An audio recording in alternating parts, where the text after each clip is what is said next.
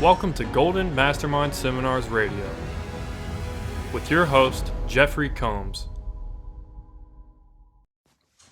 Good afternoon. Tuesday, Golden Mastermind Facebook Live. Good to be here with you.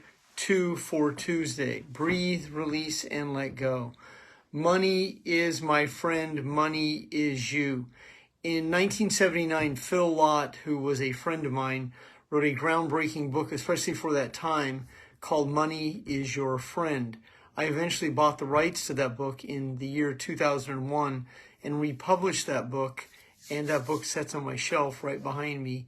Money is my friend. So I have the original version, 1979, and then the reproduced version, which I own the rights to, in 2001. So the topic for today's Facebook Live is money and you.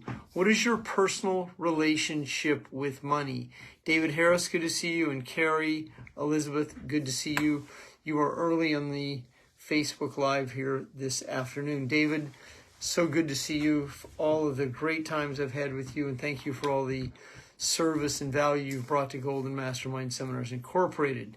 So join me live today at 1 p.m. Tuesday, March 7th for the podcast, Money is My Friend. So James McElroy, good to see you here this afternoon from Philadelphia. Good to be here with all of you. And this is a topic that's very near and dear to me because money is a commodity that we all require. It's also a skill. And we go to college, we get an education, you become a nurse, a doctor, you become an attorney, an accountant. You find a trade, a vocation, and you step into that from the educational platform from the 60s, 70s, 80s, and 90s, and then you are paid what that job is worth. As you move it, hello, Tracy, so good to see you. As you move into free enterprise, you can create and attract what the free market will bear.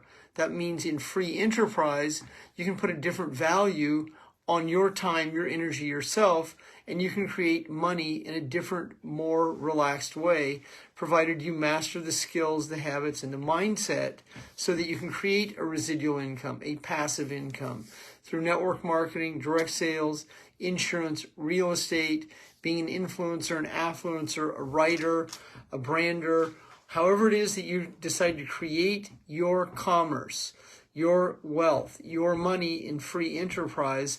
There's going to be a component that you understand money. For several years, David Harris, who is on today's call, managed some of my affairs with a fee-only fiduciary broker.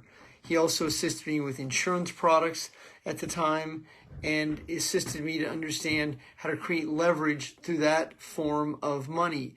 Money for you today is going to come down to service and value. Are you good enough? Do you feel valuable enough to be able to step out into free enterprise and create money on command? Can you operate without the handcuffs of life? Do you have the ability to create what the free market will bear? Well, the answer is yes, yes, and yes. Will you actualize it? It's not about your talent. Do you have the ability within yourself to create money in free enterprise? That's letting go of a job and being able to create on command what the free market will bear. I've been an entrepreneur since my 20s. I am 66 years old.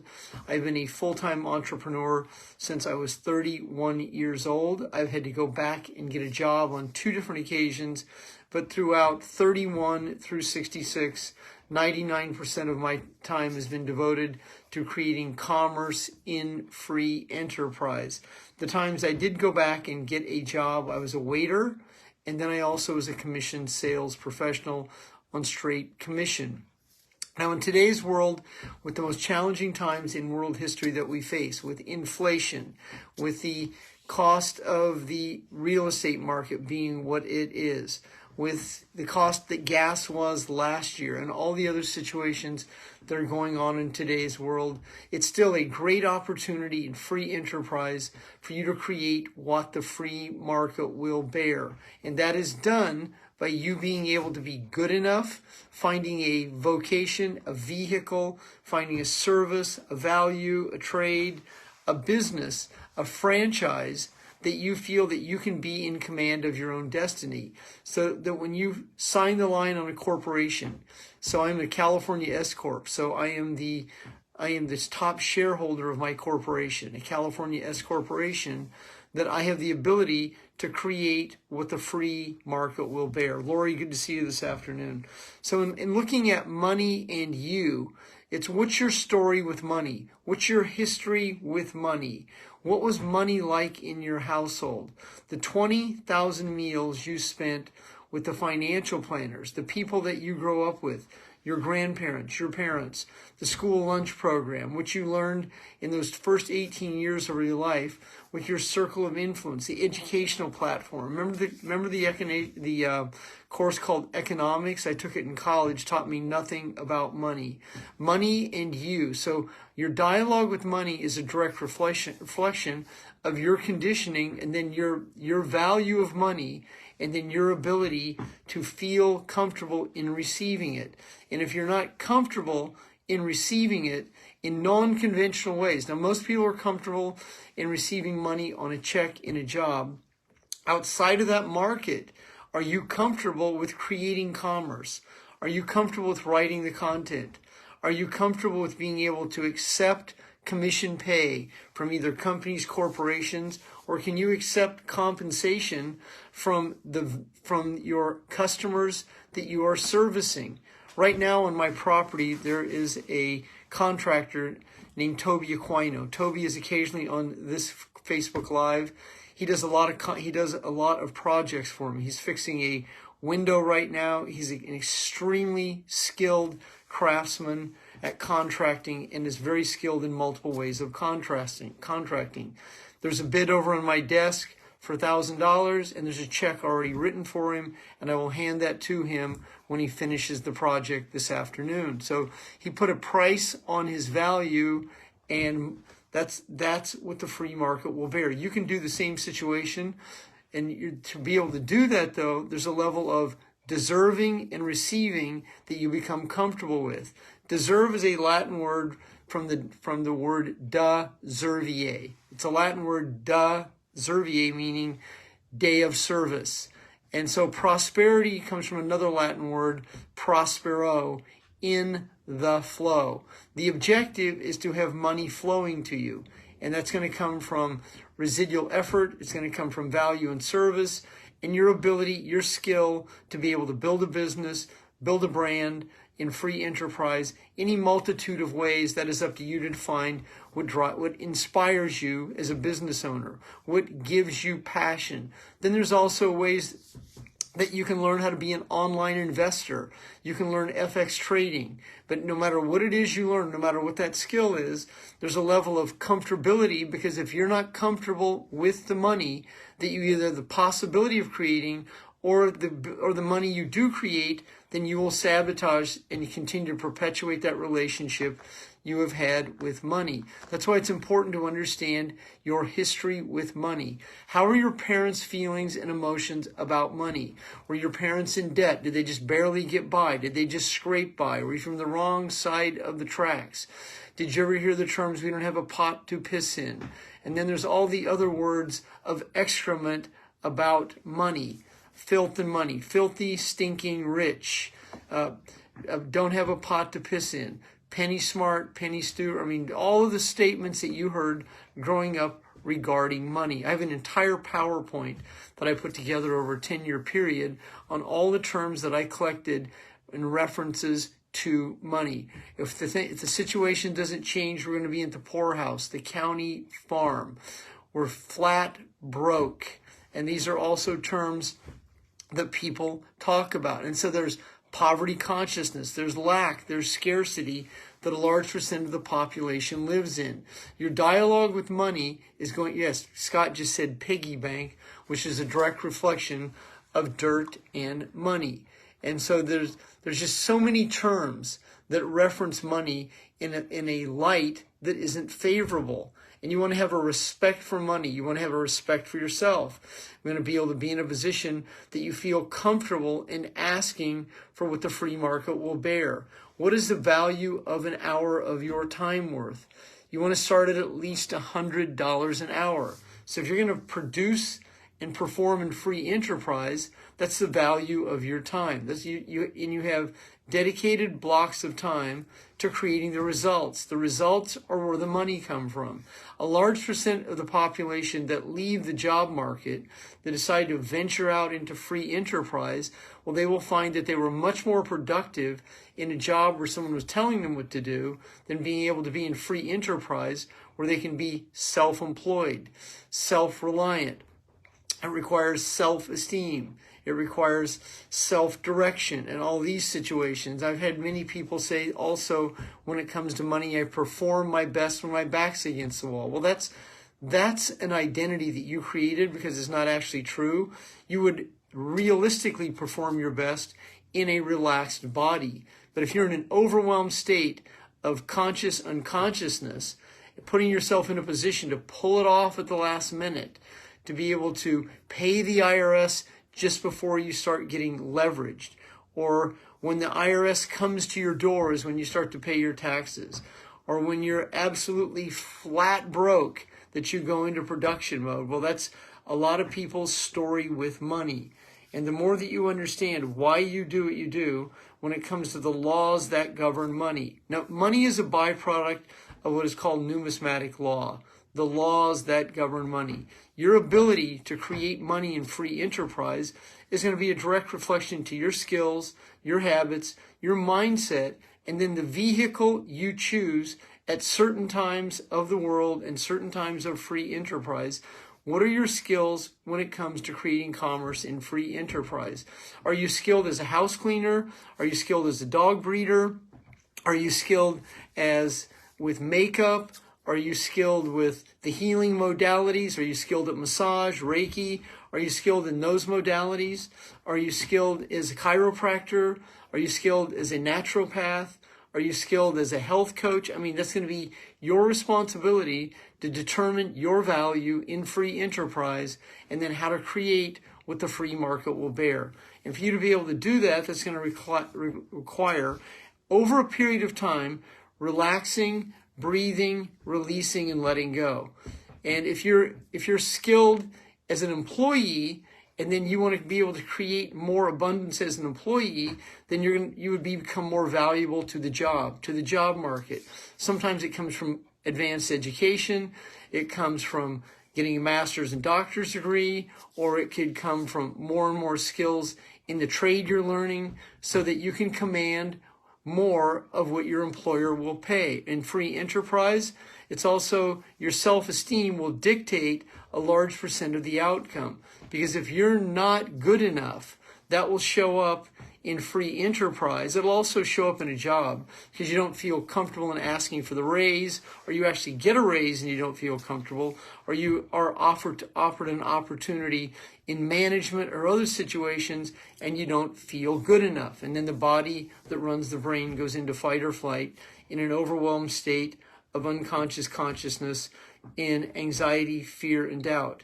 And many people, when it comes to money, don't feel comfortable around it. Well, it's your responsibility to teach her these skills over a period of time. You may have inherited your wealth. You may have had a windfall. You may have won a lottery. But it's not, what happens to many people is they sabotage themselves with money, or they're worried about money. Well, money doesn't worry about you. Money does not have a conscious. However, money is an energy. And the more that you understand the energy of money and the ability to attract and create money, and it's going to come from your creativity, your innovation, your ability to adapt and adjust to the markets. I coach a few people who are very skilled at day trading. I coach a world-renowned artist, Kira Faircho, who some of you have seen her paintings on Facebook, Kirafercho. She's very, very skilled at her artistry.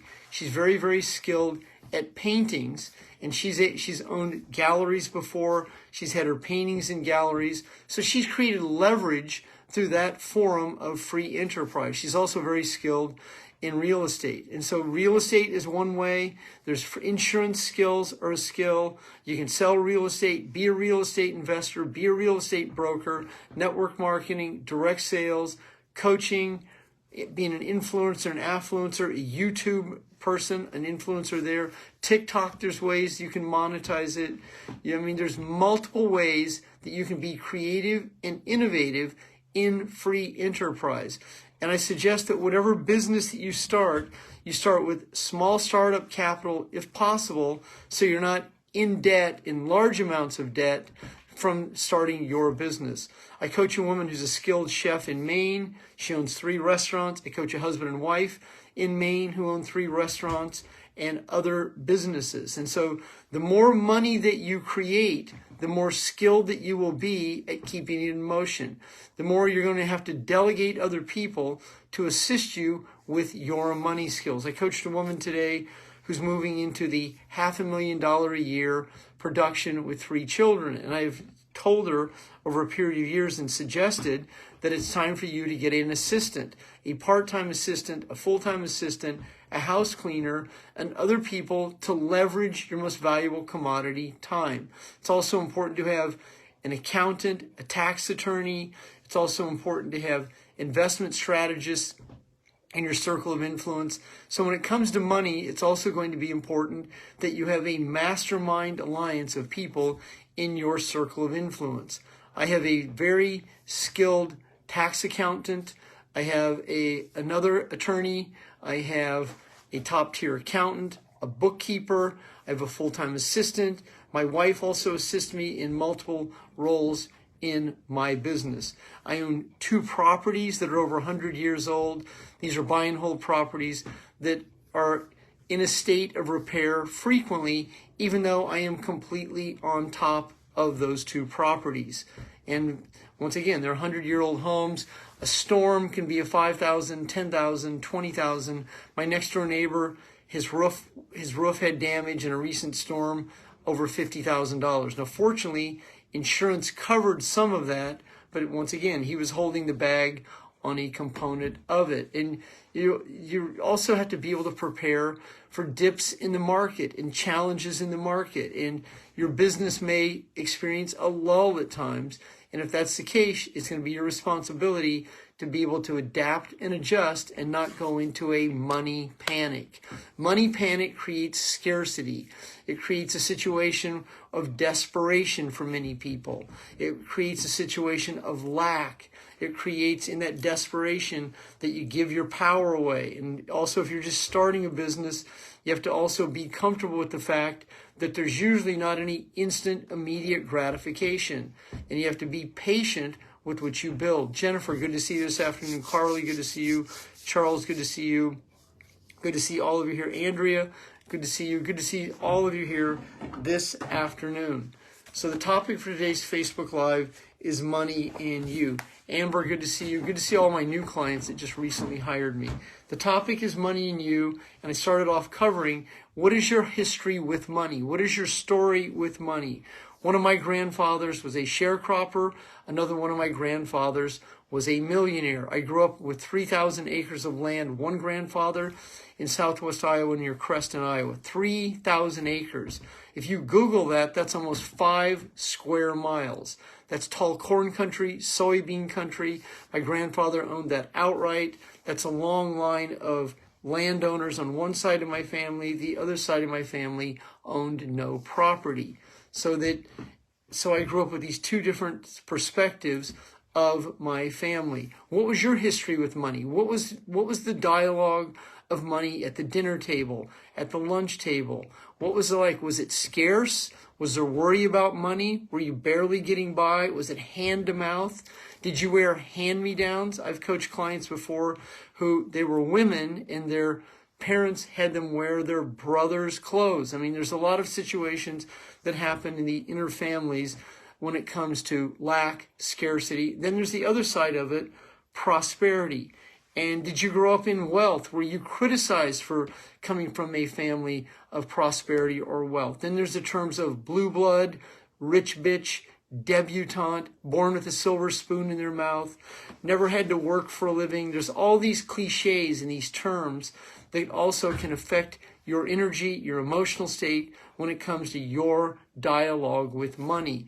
There's also the hard work method. You're told to work hard, work your ass off, pay the price. There's a lot of money conditioning that comes from force.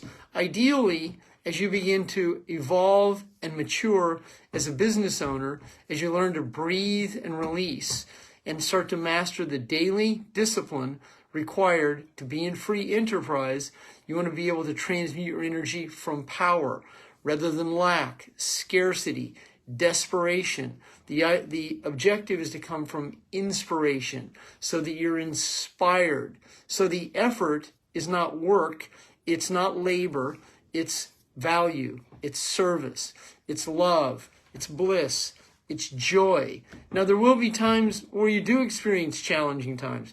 I had the IRS come to my door before. I've been audited by the Internal Revenue Service before on more than one occasion. I had a mechanic's lien put on one of my properties once. I paid a vendor. The vendor went bankrupt, or the contractor went bankrupt.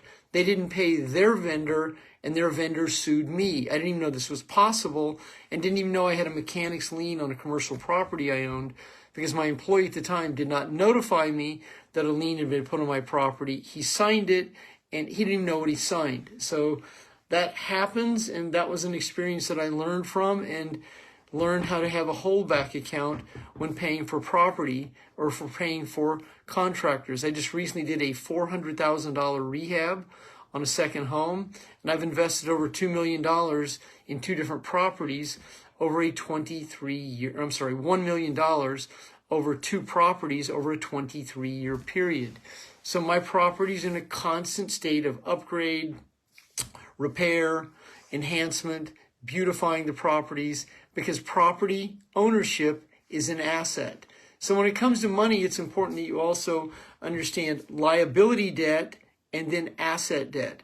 It's also important that you understand what is an asset. What's an appreciable asset?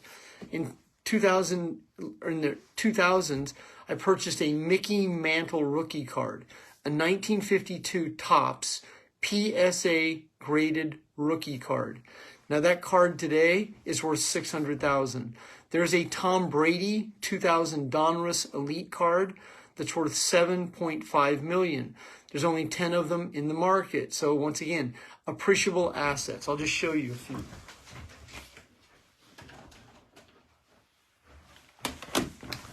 So this is a stack of, I have thousands of these. These are PSA,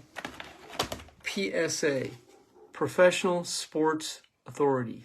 This is a graded card. This is a Ralph Kiner 1953 card. Beautiful card, 1953, made by Topps. This is graded in a case like this. This is not the cardboard cards that you have in your attic. I have people that ask me, hey, I have a box of cards, would you like to look at them? The answer is no, because unless they are graded in a case by Beckett or Professional Sports Authenticator, they aren't worth much.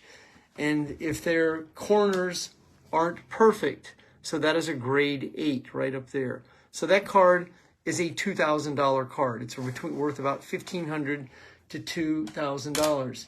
Here's Joe Garagiola, the announcer. You would think his card would be valuable. It's not, because he wasn't a very good baseball player. He played professional baseball. He's a great announcer, Hall of Fame announcer. But that 1953 Bowman card is only worth about $300, but it's still worth $300. Those are appreciable assets. But even those at times fluctuate in the market. The Michael Jordan 1986 card, I paid for it at the peak of the market. It has dipped several $1,000s. Even though it's Michael Jordan, that occasionally happens, not very often. So the context for today and the content is, what is your dialogue with money? Are you comfortable receiving money? Are you comfortable asking for money? Are you comfortable creating money? Are you comfortable with money in the market? Are you comfortable investing money? Are you uncomfortable with money? Do you live in lack? Are you in poverty consciousness? Are you in scarcity? Do you have challenges creating money? Do you have challenges accepting money? These are the questions that you begin to understand for you. Now, right here, on this right here, the vacuum law of prosperity. The late Bob Proctor used to do a video, and I shared the stage with Bob on 3 different occasions, and he wrote a book called You Were Born Rich. He also republished the book from public domain called The Science of Getting Rich by Wallace Wattles, which is a great book. And In Tune with the Infinite by Ralph Waldo Trine is another great book that covers the creation of money. Think and Grow Rich, the 1937 classic by Napoleon Hill, I've read at least 30, 40 times. But the vacuum law of prosperity means you can't bring money in until you let go of your feelings about it.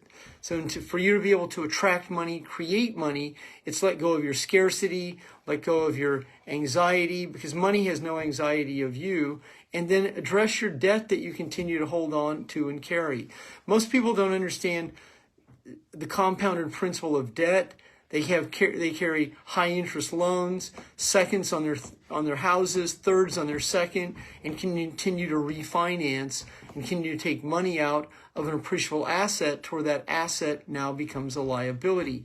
It's also important that you have a credit score that's conducive to being able to borrow money. And even though that if you don't have a good credit score, you can definitely repair that. These are all components that will lead you to this term, prosperity consciousness. In wrapping up today's Facebook Live, it's important that you understand that prosperity is flow. It's in the flow. So you can be a very prosperous person. You don't have to be a millionaire to be prosperous. Prosperity is how you feel about yourself, and it's the ebb and the flow. It's the love that you exude. It's the joy. It's the bliss. And that can also show up in your business as people will flow to you.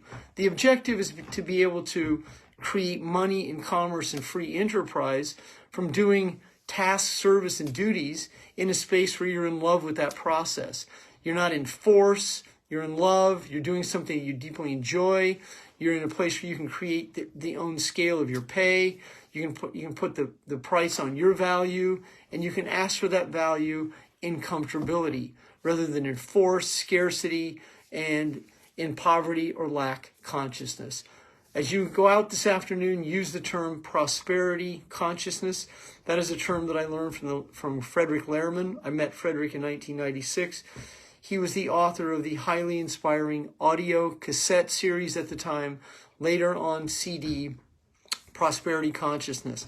I bought that CD set from Nightingale Conant in 1996 for, I believe, $100 back in the day. It was 6 audio cassettes. I listened to it until the tapes eventually broke. Heather, thank you for being here this afternoon. I'm honored to be your coach and friend. JD, good to see you. Eric, always good to see you on my calls. Cassie, thank you. And Cassie said yes to all of my questions. David Harris, thank you for being my friend and client so many years. Thank all of you for being here this afternoon. Have a great afternoon. It's great to connect with you. I'll be back here at 9 p.m. Pacific Standard Time. Good afternoon and goodbye.